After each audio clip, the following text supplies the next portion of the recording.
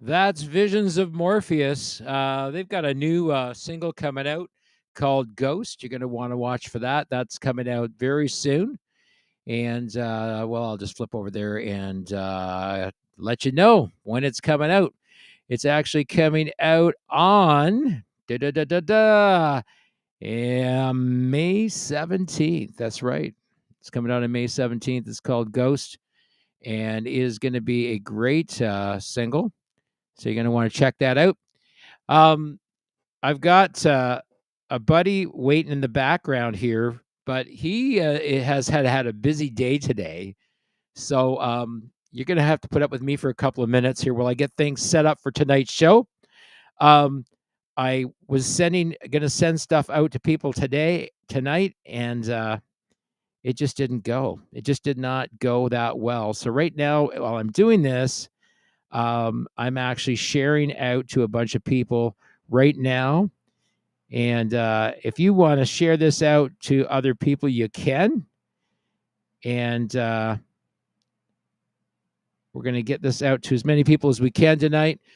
Brent Turner is going to be joining me shortly. We're going to talk about digital music sales and the relationship between digital music sales and your social media presence, those kinds of things. We've made some changes here in the last few days. We're doing some major upgrades to our website because we're a little tired of Spotify's nonsense. We're going to talk about some of that tonight as well.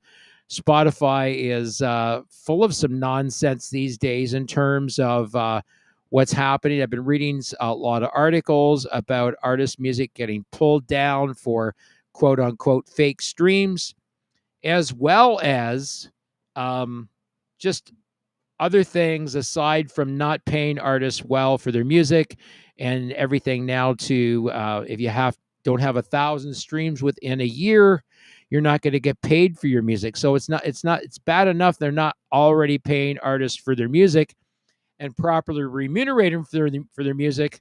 They're now going to penalize them in other ways, shapes, and forms. So not a really good situation.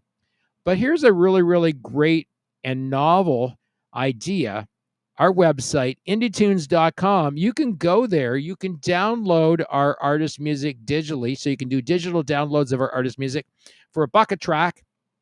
And 75% of the cost of every download goes directly to our artists. So here's a great way to remunerate artists for their hard work and a better return for their investment of their hard work by you downloading music straight off our website. And you don't have to do it blind either. You can actually stream every song in its entirety and then make a decision of whether or not you want to part with your hard-earned dough to buy that track. So without further ado, the guy's just come down off a roof. I had to talk him down off a roof, literally. He's been out there doing his thing today on his renovations on his home. And so Brent's agreed to join me tonight and help me with this conversation. And Brent is a long-time musician and singer-songwriter. Started his career way back in the day with a band called Helix, and then has done 6 studio albums on his own since then. And of course, he's in the middle of renovations. He's in the KW area. Brent Turner. Hey, holy shit. I look like a piece of shit. I brushed my hair with a pillow this morning. How do I look? Oh, you look pretty good, buddy. Thanks, man. Man, I tell you, when I left Helix, I went straight into house framing, and I did that for 11 years. And today, the pace was insane.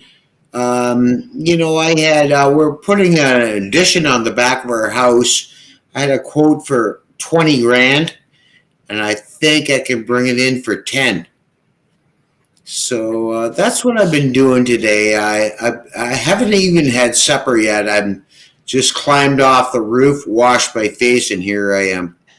Here we go. We're going to talk about music and digital music sales and how they relate to social media. And there are direct correlations that have been drawn in terms of how social media impacts the sales of digital music sales. We certainly see it here. And, platforms like Facebook and Instagram can account for upwards of 75% of digital music sales. So there's a correlation there between those two and having a presence on those two and people finding your music out in the digital world. But we're making it easier, right? We're making it easier because actually people can go straight to our website and find all the artists, including My Wicked Twin, on our website. Well, I got to tell you, I'm pretty pleased with the attention that I'm getting with My Wicked Twin has so much attention in radio. I actually can't even keep up. I actually feel guilty or bad that there's not enough hours in the day to tune in to all these stations, and I'm really, really humbled by the fact that My Wicked Twin has so many radio stations playing our tunes. You've got some great content. I mean, when an artist has good content, that becomes great content for any radio station. So, why wouldn't they want to play stuff that is good? If it's decent quality, it's well recorded, it's got some really, really great hooks in it, it's well performed, it's got all the key elements that make it a great track for radio. So why wouldn't they play it? Well, hey, Ken, I gotta say, I listen to indie tunes music of all different radio stations all the time, like daily, and I hear a lot of shite. There's I'm sorry to say, the lyrics are really aching. And then there's the other thing that's the same 3 or 4 chord stuff that is just so tired. It's no wonder some of these artists can't get attention. It's because it's regurgitated. So you're saying that some music definitely lacks quality, and that may be one reason it's not getting attention. I'd have to say that, some of these, there's so much music out there, and to put out a song, your big song, and it's going, "Baby, I love you," or "Let's rock and roll all night." That's pretty tired, bro. Really. The interesting thing, though, is that the radio is playing those tunes. So are they? Yeah, I guess they are. And sadly, I have to listen, but I always tune into all indie tune stations daily. But sadly, I have to suffer through some of that. Yep. And the thing is that what does that tell you in terms of if a radio station is not necessarily paying attention to the quality of the music that they're playing, then that has something to say in terms of the way that it's acquired, in terms of how it's screened, how it's listened to before it's actually even making airplay. I don't know. They're playing some of the stuff is so pretentious. The Indie Tunes music, some of it, not Indie Tunes Records music, but indie music, I should say. Yeah. That it's just pretentious. I've heard it so many times before.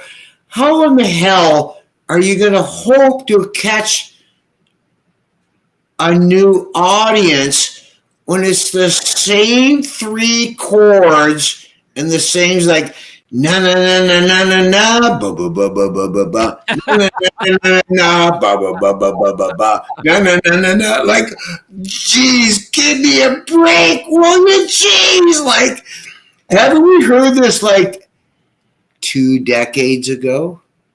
Well, I mean, aside from some things that resonate with you in terms of the quality of music that's out there, let's talk a little bit about what's happening in terms of where people can actually find music. And of course, the same thing exists on platforms like Spotify and iTunes and all those other places because anybody can publish music these days. Well, I gotta, I don't mean to sound so negative, but I gotta tell you, like, I hear some really great new artists too on on the radio stations that play MWT, and I always, follow or subscribe to those other bands on my Wicked Twin YouTube channel, and some of the stuff is really great. I gotta say, I'm friggin' tired of hearing na na na na na na na na na na na na na. It's so overdone.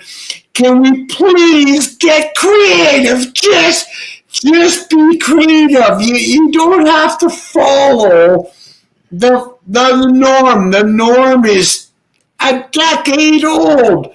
Let's please be creative, you artists out there. Come on, just get creative. Don't follow the norm. So there is Brent's challenge to all of you artists out there is that don't be normal. Play something different. Do something different. Be Well, different. how can you ever catch somebody's attention? You're just following what happened a decade ago. Come on! All right. All right. So we digress. But tonight we're going to talk about what's happening with digital music in terms of what's happening with Spotify. So Spotify has decided that they're going to issue these fines to distributors like DistroKid, TuneCore, CD Baby, and the likes when they detect artificial streaming on their platforms. And there's a few interesting comments that were made about this when this actually occurred. And Philip Kaplan, who is the CEO for DistroKid, this is one of the things that he said about it. He said, "We can't determine if a new client is going to hire a marketing service that's going to bot streams until they've done it. It's like you can't determine if your neighbor is going to commit a crime." So, I mean, what can actually happen is that there are a million promo services, and you watch these every day on Facebook. You see them on Instagram. There's sponsored ads. Facebook pushes this stuff. Instagram pushes this stuff, of course, owned by the same company, and they push these ads out there for people to purchase these promotional services, except these promotional services actually create conflicts with these download and streaming services. Now, Spotify is the only service that said they're going to step up and do something about the way that streams could be made fraudulently on their platform. And they're going to do a couple of things. One of those is to fine the aggregator or distributor that's putting the music out there. And the second is to actually pull the music right off their platform. Now, for a lot of artists, that wouldn't be such a bad thing to have their music pulled off Spotify, because Spotify is the only one that can make that decision. They cannot make it unilaterally for the other services.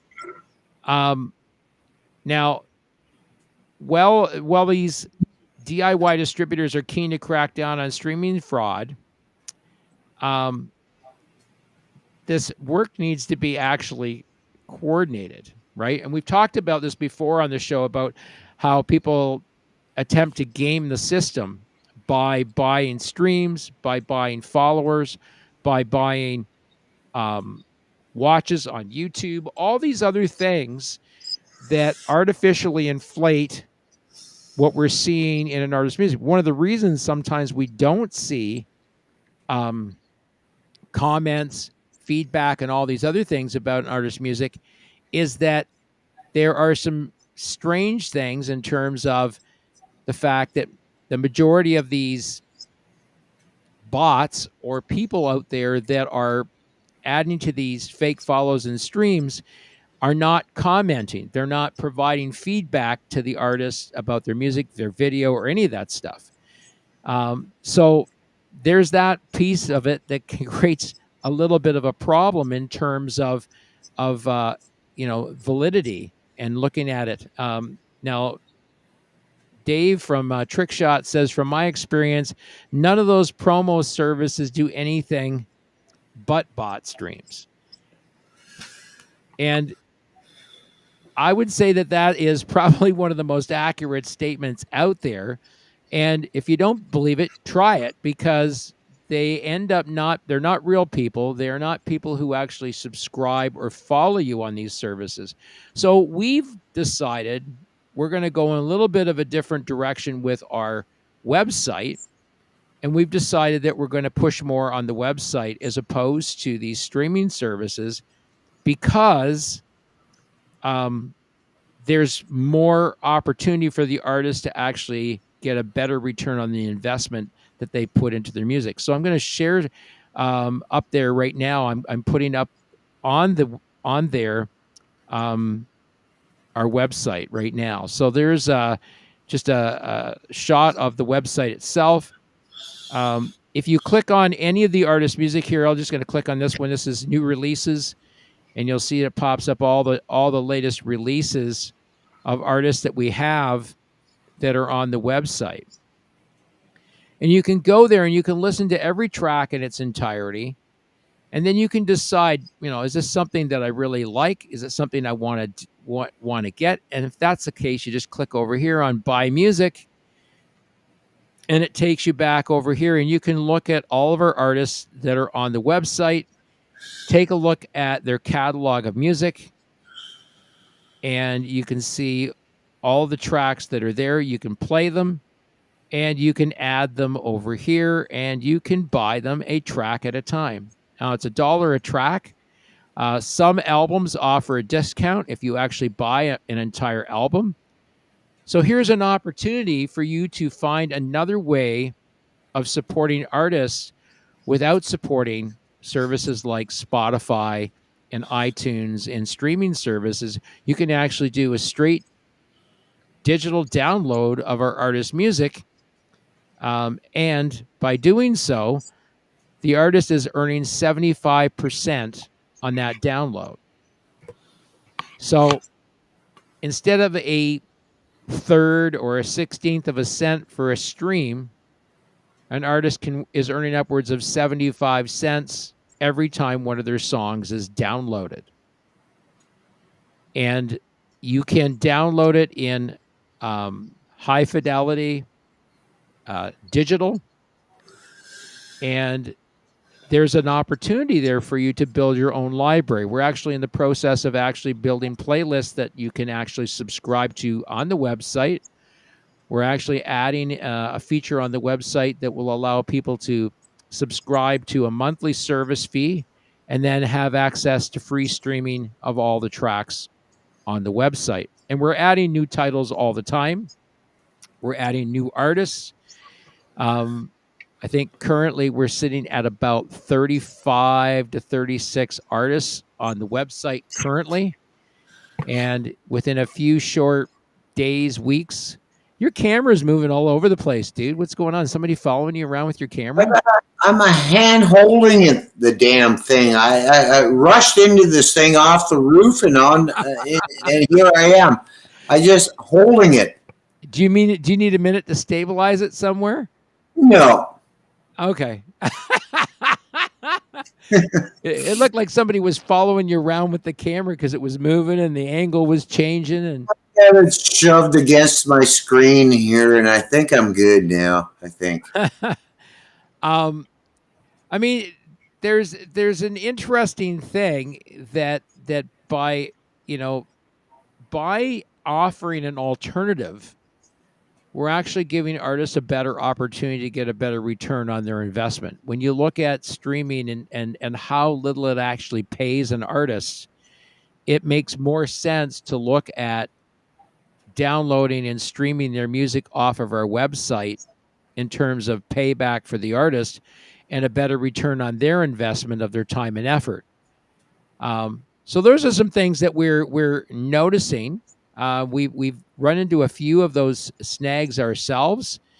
Can I say something about that? Sure, go ahead. A lot of these artists don't realize the importance of coding their music in ISRC and ISWC codes.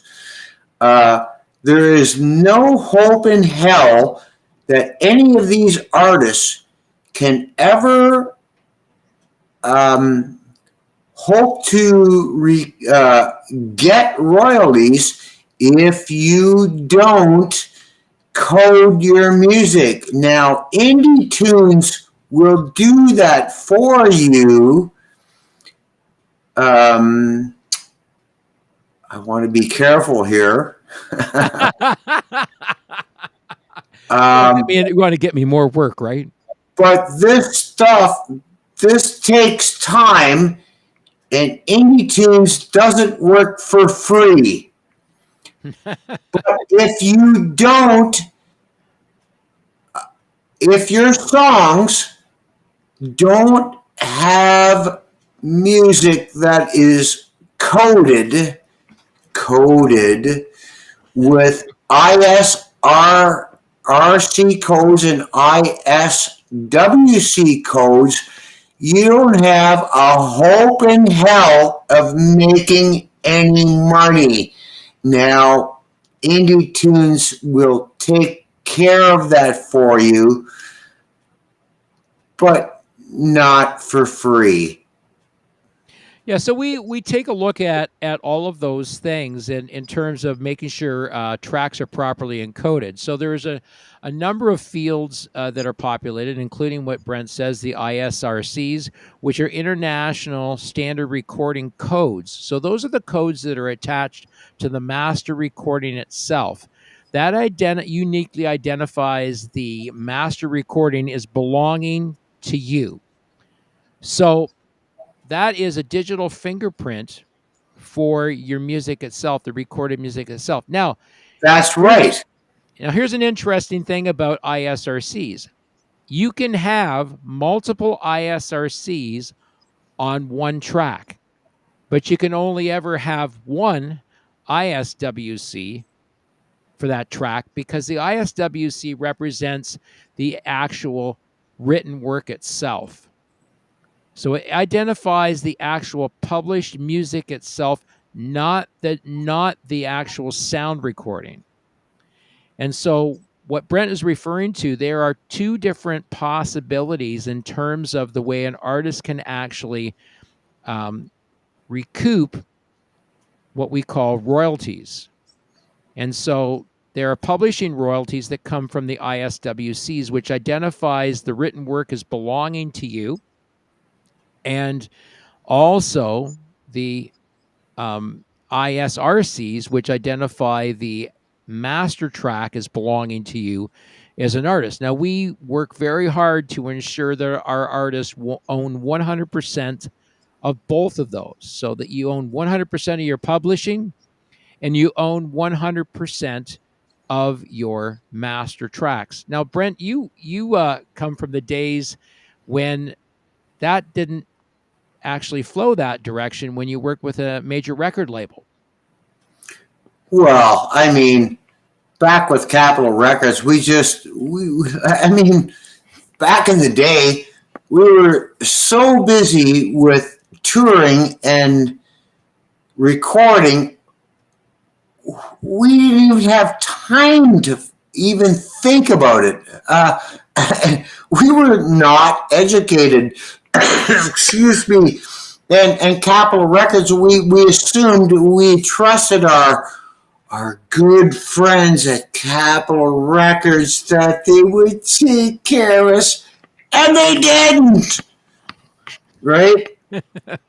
This is interesting. I'm going to share this with And I want to say too, like, to code music takes time, probably half an hour per song.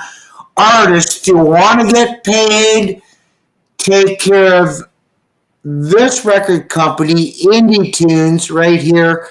He'll take care of your ISRC and ISWC codes. Most musicians never heard of it, couldn't care less. Do you want to get paid? Talk to Indie Tunes Records. He will take care of you. Legally. And we want to make sure that the artist owns their music 100%. And that was not the case back in the day. Back in the day, and we've run into that issue when a record label owns the master recordings. That means that the artist is not at liberty to reproduce those recordings and reissue them without purchasing the mechanical license from the owner of those master recordings. And that, in which case, that would have been Capitol Records.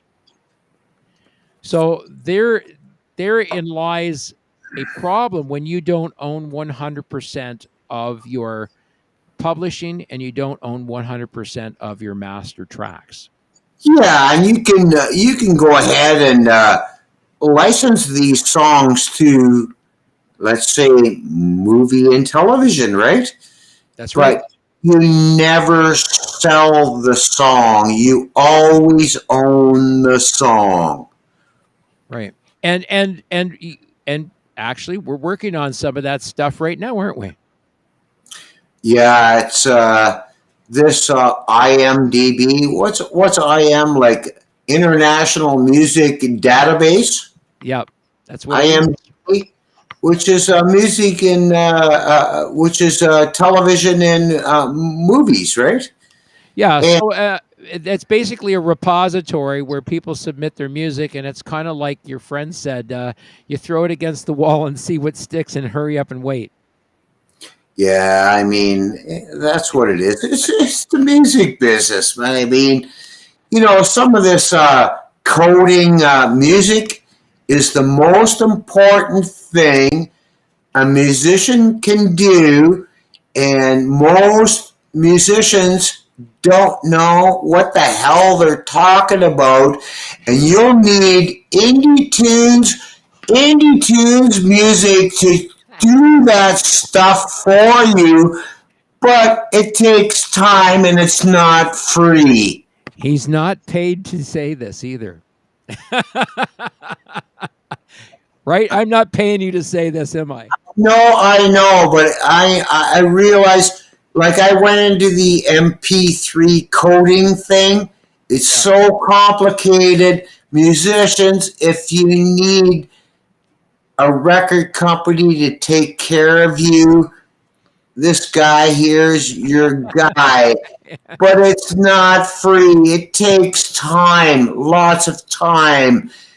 He's your guy. Let him take care of you. There's definitely a lot of time and effort involved in what we do. I mean, that's just a small part of what we do.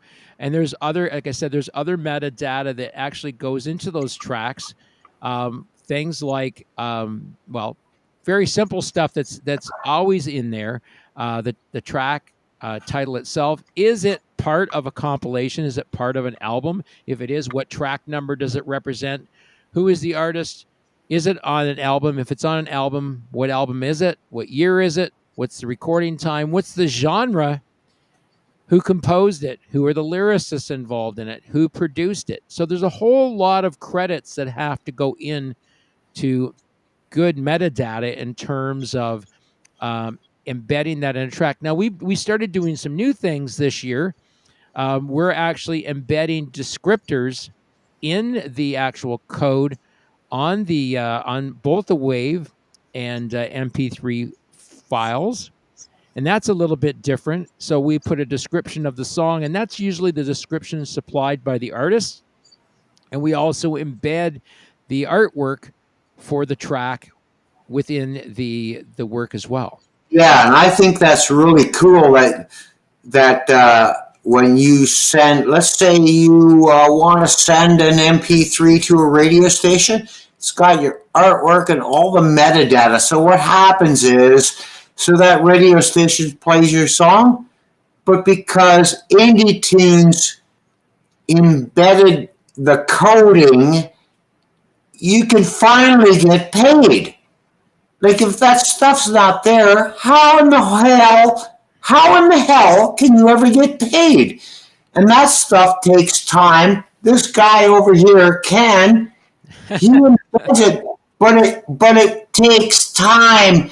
I don't want my buddy to be working for free to take care of all his great artists, but he can't do it for free, and he doesn't actually ask for money, but I think his artists should be gracious enough to pay my friend here for his time. Takes about a half an hour a song to do the coding and the embedding, so that you can always get paid, not today or tomorrow, from now for the next 50 years. Think about that, you guys. He's not asking he's not one of these record companies that are just grabbing money to grab money. Coding songs takes time. So come on, it's a smart thing to do. And that's a small part of the work that we actually do. I mean, there's a lot of other things like playlist submissions, making sure that the music gets published on several different services besides our own website. Now, we are looking at trying to push people more towards the website, because we believe that there's a greater chance of artists being properly remunerated from us. Caleb Duck says, when can I get signed? You know what, buddy? We don't even actually do a formal signing with artists. I mean, if you've got some music that we like, that we think that other people are gonna like, and the great thing about music, and this is the one thing that I've always said to Brent, even in my world, we used to call that schlocky music, the stuff that's just the 3-chord wonders and all that stuff. Yeah. But the reality behind that is, the great thing about music is there's something for everybody. I mean, isn't that the great thing about music? I guess. I mean, I'm a veteran musician. It's like a lot of music. Geez, haven't I heard that 4-chord progression too many times? Right.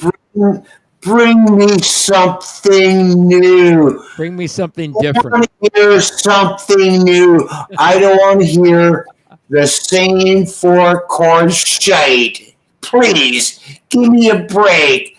Now, here's something that's a little bit different that we do now too. We actually encode music for song recognition in millions of cars and electronics via Grace Note. So have you heard of Grace Note? What the hell's a Grace Note? So Grace Note is actually a piece of software in people's cars that actually grab the song titles and information off the embedded track that's being played in your automobile. So when you're in your car and the track is being played on the radio, and it says who it's being played by, and sometimes it even shows the cover art. I don't have any of that shit. Okay, well, in most vehicles, that's called Grace Note, and it's something you can actually see when you have the right device playing back the music. And now some devices actually show that stuff. We also register our artist music with SoundScan. which actually puts your music on Billboard charts. So if your music is good enough to be charted on Billboard, it'll actually find its way there. Well, I want my songs on satellite radio. How do I do that? Well, that's something that we've been working on as well. We've been looking at doing more direct submissions to Sirius XM. But I mean, the reality is that there are limitations, and I'm going to talk about some of the limitations in terms of radio and radio play. If a radio station playing your music is not finding a way to direct their listeners back to where your music lives, they're actually doing you a disservice. Now, what's that? How do you mean? Well, if they're not tagging your music or making social posts about your music and putting the links where people can find your music, then all that's happening is people are listening to your music on the radio, but they're not knowing where to go and find it. Where is its home? Where does your music live?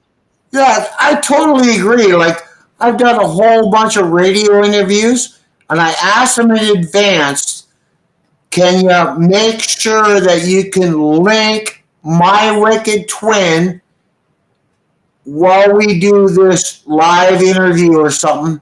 And they go, oh, yeah, we're going to do that. And they never do. So now the radio station gets free everything, and there's no chance of anybody ever following up on how to find My Wicked Twin or how to purchase. And, so I'm just kind of like pissing away my time with radio stations that won't post Wicked Twin links. So here's an easiest one for any artist that's on Indie Tunes Records. All they have to do is post that link right below me there. HTTPS, that means that's a private protocol. It's a secure website, www.indietunes.com. And if you go there to that website, if you click on that website, it's going to take you to our landing page, which says buy music. And you're going to be faced with a plethora of artists there and the links to all of their music.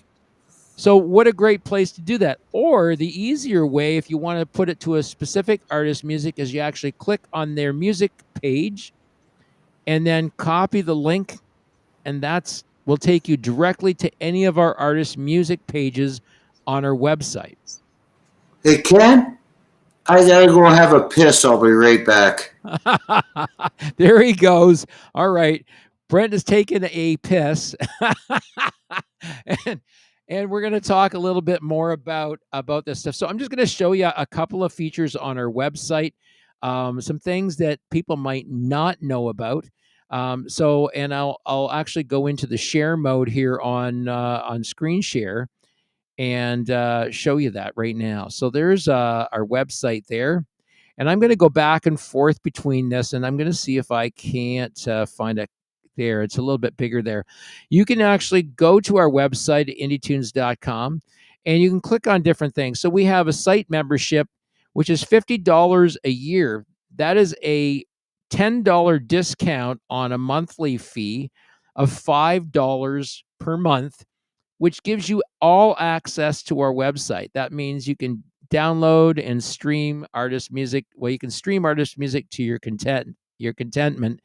All of our artist music has a cost to download. It's $1 a track, so it's pretty damn cheap. It's cheaper than a cup of coffee, and it lasts you a lifetime. So there's an opportunity right there in itself. In here as well, if you go to our Buy Music feature, you can go to our new releases. That'll take you to anything that's new, that's been recently uploaded to our website. And you can see there's several new releases there. And if you click on the Get Single, we'll just click on this first one. It's called We Got the Night by Trickshot. You'll see it says Get Single. And then it also gives you the opportunity to, in my case, it says listen to Spotify because I have a Spotify subscription that's open. If you had an Apple subscription that's open, it would say listen. So you can go there and you can buy the actual track. Or if you don't, you can continue the download for $1. You'll enter your email address, which allows us to provide you we do email campaigns as well. And if you put your email address there and click continue, it will walk you through a process where you'll do a checkout through PayPal. Now, we are actually working on a new piece on that platform that will allow you to add tracks to a shopping cart. And we're actually looking at providing discounts for people that might buy multiple tracks. So let's say you bought a couple of albums worth of tracks. We might throw in 2 tracks absolutely free as a result of you doing that. Because you're buying in volume, we're going to reward that behavior as well. But you can also download track by track for $1, which is cheaper than a cup of coffee. It lasts you a lifetime. You're not going to pee it out in a half an hour or so. So there is a great opportunity for you when you think about how you can support artists. You could go to our website, plain and easy, and download music right off the website itself. It's slick, it's easy, and it is going to support artists. They're going to get paid 75% of what we earn off each of those downloads. And that is a lot more money than they're going to make, even if you were buying a CD, for example, because there's costs associated with pressing the CD, with the packaging, all those other things that cut into the actual profit margin for an artist. So we're looking at means and ways that actually improve or increase the profit margin for artists on their music, because we believe, or I believe, that artists can make money off digital music, and that's what our goal is. Okay, Brent, I think Brent's back there now. He's got the camera. He's hand holding the camera again. There he is. You can only make money if your record company codes your songs. That's the only way. That takes time. Indie Tunes Records is not a cash grab, fly by night. There's so many record companies that pretend that they're gonna do all this work for you, but Indie Tunes Records will take care of your coding. Coding is what you need to collect money. It's the only way. ISRC, ISWC codes, Ken will do that for you if your music is worthy of Indie Tunes. Now, if you've not registered your music, the written work of your music, which gives you the ISWCs, you can register with a performance rights organization that will allow you to register your repertoire of music. SOCAN here in Canada, and when you join SOCAN here in Canada, which is absolutely free, they do take a slice off the top when they collect royalties for you, as all royalties rights collection societies do. They also have a reciprocal agreement with other organizations in the U.S. that do the same thing. So if you belong to SOCAN here in Canada, you can also join BMI, ASCAP, or CSAC in order to collect royalties on your published rights for your music in the U.S. Now, that just takes care of the published piece of it. In Canada, our Canadian artists, we recommend and we work with them to make sure their music is registered with Connect Music Canada. That secures mechanical licensing for your music. If your music does get used in various capacities as well. And in terms of your recorded works, Sound Exchange is probably your best bet. Now, if you're with other other companies like CD Baby. They do have a relationship with Song Trust. Song Trust is a different organization that does protect and collect royalties on recorded works as well. We prefer Sound Exchange, and there are a few others that you can register with as well who go into various territories and collect royalties on your behalf. And I put Brent through a grueling exercise, didn't I? You fucker! Yes, I actually I found over the years with Helix, I found why am I not getting royalties? Like with 4 golds and 2 platinum albums, where the hell is the money, right? So I'm on mine after years after I've left Helix and I'm moved on to other things. I'm searching around going, why can't I find, where's the money? So I find Sound Exchange. Artists, pay attention. It says, so I find Sound Exchange, it says, we paid out $33 million in royalties last year. Are you one of these artists? Sign up for free here. So I do. It takes me 2 weeks. Song by song, I have to fill out everything. It takes me like almost 2 weeks. And I fill out all these songs. What are your songs, right? You have to fill out all this paperwork. I do all the paperwork. And months go by. I literally forgot all about it. About 6 months later, Sound Exchange sends me $5,600 US. Not bad. But you know what? Capitol Records didn't send that to me. SOCAN didn't send that to me. ASCAP or BMI didn't send that to me.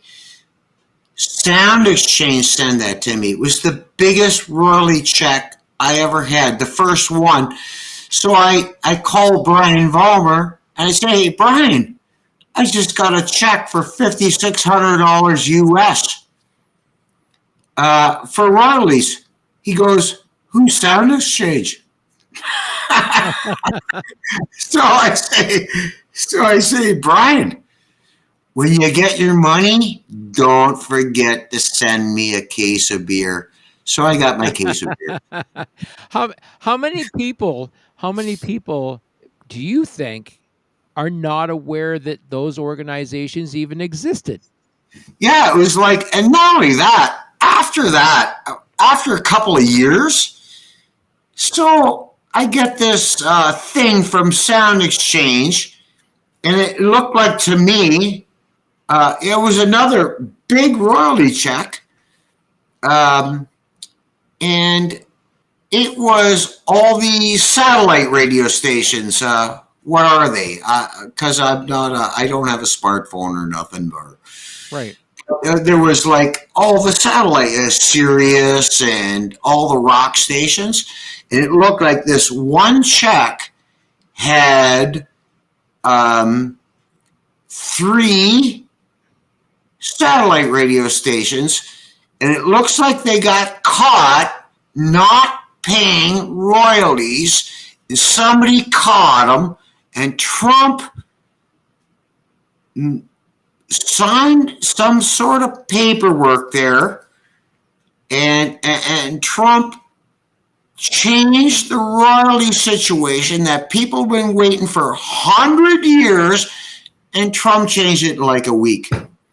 And all of a sudden, I got thousands of US dollars because of the satellite radio stations. Looked to me like satellite radio stations were playing music but not paying music. Yeah, and So we've talked about this in the past too. There are different organizations, not just radio stations. There have been venues that have been guilty of not paying performance royalties, um, yeah, and and like and those three satellite stations got caught, and I got a great big check because of, I think, because of Donald Trump. right. Well, there were definitely some changes that were made in the U.S. government around collection of royalties. There were a lot of royalties that found them in a place called black box royalties. If you don't, And I'll tell you, I contacted Black Box too. Crickets. yeah, so black box is actually just a euphemism for unassigned royalties. So there is a place where unassigned royalties go. So these are tracks that were never assigned ISRC codes, maybe weren't assigned ISWC codes as well. And those tracks sit in limbo, and there's millions of dollars in royalties that have never been paid out on some of these Millions. tracks. Millions. Yep. That's right. And so again, going back to the importance of ensuring that your tracks are properly encoded, to making sure that the metadata is on your tracks that not only properly identifies the tracks, but also shows people if they've got the right devices, where those devices can actually read the track, and they can read the metadata that's on the track, including the artwork itself. So some really cool stuff there in terms of the digital world. Plus, there was a period of time too between physical releases of music. So back in the day, the only digital music that Helix had actually released back in the day before these digital platforms existed was CDs. Your songs that were on albums that were on vinyl eventually got pressed into CDs and got released in CDs. Now that's what we called early on digital music, but it was digital music captured on a device called a compact disc. When we went to download and streaming services, the link that happened before that were file sharing services like LimeWire and Napster. Now, Yeah, really. and that's where music was being pirated. Thieves. Right? So music was literally being pirated, and the major record labels and the artists really didn't know what to do about that. And it wasn't until Lars Ulrich from Metallica actually sued Napster to gain national attention. Now, a lot of people disliked him because of that lawsuit, but that lawsuit marked the change in digital streaming services. So then you had companies like Spotify and iTunes and other companies spring on board and said, okay, we're going to make this a legal file sharing service, and people are going to pay a monthly service fee to be able to access those tracks and download and stream them, and we're going to pay the artist. The downside of that was that they did exactly what the major record labels had done to artists back in the days of old. The artists were the ones that produced the music. They're the ones that put the blood and sweat and tears into the music, and they were the ones that earned the smallest percentage off their records. I mean, back in the day, Brent, a good deal with a record company might yield an artist 11%. I think it was like $1 per album. Right.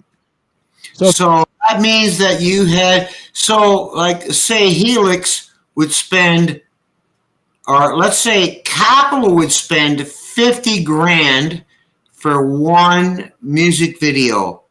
So we had to sell 50,000 albums to break even. And if we sold 50,001 records, the band would make $1. Right. So that was in the days when they determined that certain things were 100% recoupable. Yeah, everything was recoupable with Capitol Records. It's like the Highway to Hell, fucking what you might say, thievery highway. And a lot of things haven't changed. I mean, and the only advantage of belonging to a record label back in the day was you were given advances for things like making albums. You were given advances for things like making videos, but you had to pay those advances back. Yeah, and that's what some of these bands didn't realize. Like Helix didn't grab all the money that Capitol Records was offering because we knew that we would have to pay it back, and that comes out of your royalties. So we realized that some of the bands would just have the best tour buses and the best cushy everything going on, but in the end, they didn't make any money because the record company, it was recoupable money, and in the end, they got $0 where Helix went out there realizing that that money was recoupable. So we did the tours in a piece of shit tour bus and didn't rent any the expensive, no nothing, no frills, nothing, so that we could actually put money in our account, which in the end we hardly ever really did anyway. Now you've been working with me for a while now, Brent, right? Mm. And Ken, if it wasn't for you, I would still be putting music out and getting $0 and 0 cents. You're so anal when it comes to ISRC and ISWC codes. You're perfect for me. I mean, most musicians, it's boring to them. They couldn't care less. But unless you do that, you have no hope in hell of ever getting paid. Musicians, Indie Tunes will take care of you in this manner. How much of what I do for people is recoupable, Brent? How much is recoupable? 0. Yeah, I was going to say, like, it's the deal is the best ever. I think it was like Capitol Records was like 0.125%. Indie Tunes is the band gets 75%. Indie Tunes takes 25%. There's no better deal anywhere. Musicians, pay attention. Yeah, so here's an example of one of your songs off your first album that we put up. Certainly not your first album, but the first album that I published for you was Ashtray Sonatas. We published that in August 20th of 2022. So you and I will officially have been working together for 2 years this August, actually. Really? Hard to believe, eh? Really great. A really great record company. I mean, I wanted to send some MP3s and stuff to some radio stations, to some magazines. Ken says, "No friggin' way! It's not coded. It can't go out." You want somebody like that on your side, you musician guys. We make sure that everything that our artists send out to anybody that they associate with, they have coded tracks in order to do that. We work with our artists exclusively to put together Google Drives that we share, and we share tracks back and forth where I put the coded MP3s that they can use to shop to radio. And I actually prefer that the artists shop the music to radio and develop a relationship with the radio stations. It's their music, and oftentimes, Brent, how many interviews has this garden you?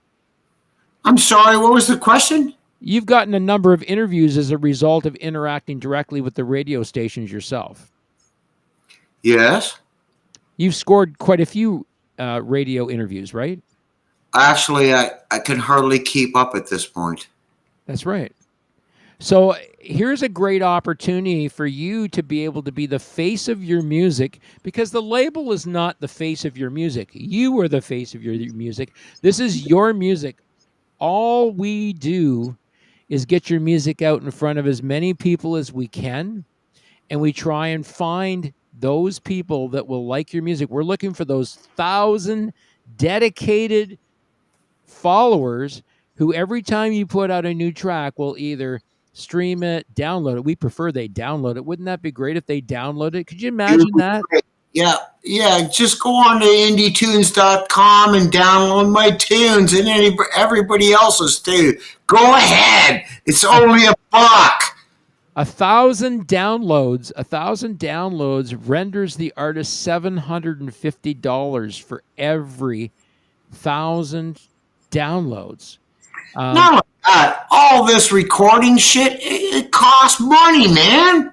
That's right. So for some artists to be able to recoup their recording costs, could you imagine being able to recoup your recording costs by that? Think of that. If your 1,000 dedicated followers downloaded your song, that's $1,000, $750 to you towards offsetting your costs related to producing your song. Yep, 75-25. You know, you can't beat it. It's the best deal going. And this guy will take care of this guy over here. This guy here. It's the best deal going. Caleb says, sign me up. So I guess you're going to be doing some production for Caleb or with Caleb, maybe? I don't know. We'll see what happens. All right. Well, listen, I want to thank you for joining me tonight, Brent, helping me out with the Tonight Show. We're about 4 minutes over the hour. Thank you for joining us tonight. Don't work for free, everybody. Some days it feels that way. Me too. Yeah, that's right. All right. Well, listen, thank you, people, for joining us tonight. My guest, Brent the Doctor Durner, and he just literally climbed down off a roof tonight to do the show with me. Caleb was actually up on the roof with him today, too. Yeah, well, yeah, man, we kicked ass. Well, remember, I love the energy and it was just awesome today. We couldn't have done. You couldn't do things with skill saws and nail guns any faster than we did today. I love the energy. It was awesome. I'm a guitar carpenter, everybody. I'm a guitar carpenter. And so is Caleb. Caleb's a guitar carpenter. He's a guitar carpenter too. Yeah, he's awesome. And probably one of the reasons you guys worked so good together up on the roof today is you guys played together as well. Well, we were roommates too. Yeah. So very, very cool. Thanks for joining me tonight, Brent. I am Kenny from Indie Tunes Records. You are not. This has been the Indie Show, and thanks for joining us. We'll